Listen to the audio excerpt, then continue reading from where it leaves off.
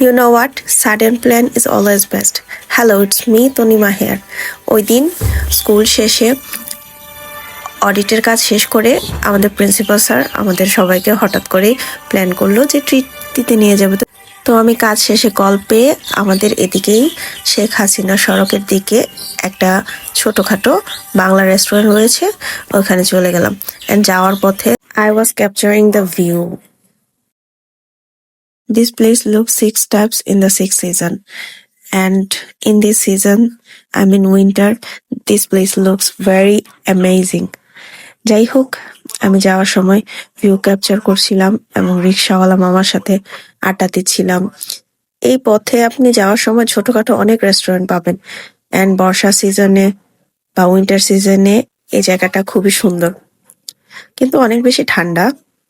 আর সকালের দিকে বা দুপুরের দিকে জায়গাটা অনেকটাই খালি ফাঁকা থাকে। তো আমি সচরাচর সকাল বা দুপুরের দিকে এই জায়গাটাতে যাওয়া হয়, বিকালের দিকে প্রচুর পরিমাণ ক্রাউড থাকে। তো যাই হোক, কথা বলতে বলতে ভিউ দেখতে দেখতে আমি গন্তব্যের দিকে রওনা দিলাম। আমরা অফিসের কাজের ফাঁকে হুটহাট প্রায়ই এসব প্ল্যানস করে থাকি। তোমরা যারা যারা স্টুডেন্ট আছো বা অফিস করো, ওয়ার্কারহলিক, তারা তাদের কলিগদের সাথে বা তোমরা তোমাদের ফ্রেন্ডদের সাথে অবসর সময় বা কাজের ফাঁকে হুটহাট আমার মতো এরকম পাগলামি করো কিনা আমাকে অবশ্যই জানাবে। এখন তো শীতকাল, তাই নদীর পানি অনেকটাই শুকিয়ে আছে, কিন্তু যখন বর্ষাকাল থাকে this place looks so much healing and peaceful. আমার অফিস থেকে জায়গাটা খুব বেশি দূরে নয়, 5 মিনিট। 2টা ব্রিজ ক্রস করে তারপর এখানে নতুন নতুন কিছু প্লেসেস হয়েছে, যেখানে চা, তারপর বেঙ্গলি ফুড অ্যান্ড আদার্স। এটা আমাদের শহরের কোয়াইট পপুলার একটা প্লেস, যেখানে মানুষ আসে, আড্ডা দেয়। তো এই আর কি, ফাইনালি আমি আমার গন্তব্যে পৌঁছে গেলাম অ্যান্ড সবাই আমার জন্য অধীর আগ্রহে ওয়েট করছিল। তো যাওয়ার পর এই যে প্লেস যেখানে আমরা সবাই মিলে ওই দিন একটা মিনি পিকনিক পালন করছিলাম। And look at this place, এটা একটা বালুচর।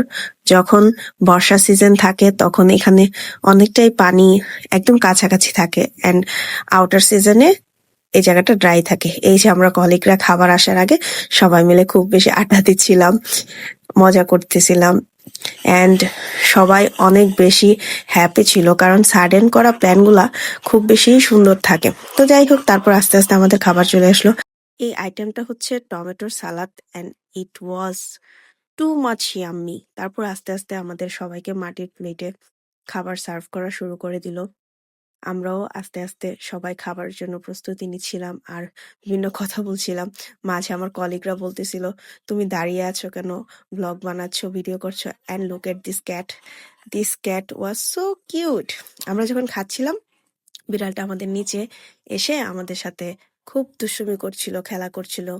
তো যাই হোক, আস্তে আস্তে সব খাবার চলে আসলো।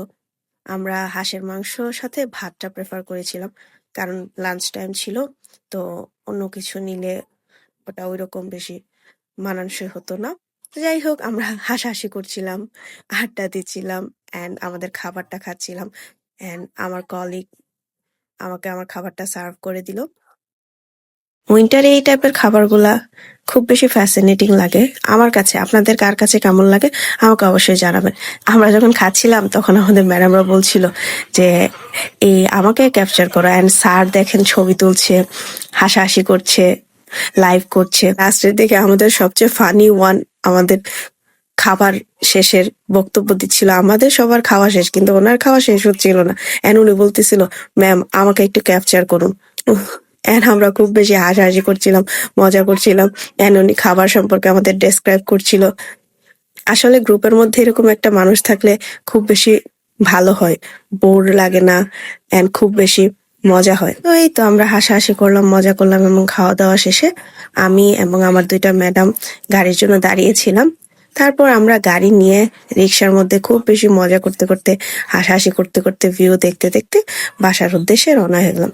আপনারা কারা কখন অফিসের ফাঁকে কি প্ল্যান করেন এবং কোথায় যান অবশ্যই আমার সাথে শেয়ার করবেন, এবং আমার ভিডিও, আমার করা কন্টেন্ট যদি আপনাদের ভালো লাগে অবশ্যই আমার পেজে ফলো, সাবস্ক্রাইব এবং লাইক করে রাখবেন। আজকের জন্য এই পর্যন্তই। সবাই ভালো থাকবেন। আসসালামু আলাইকুম।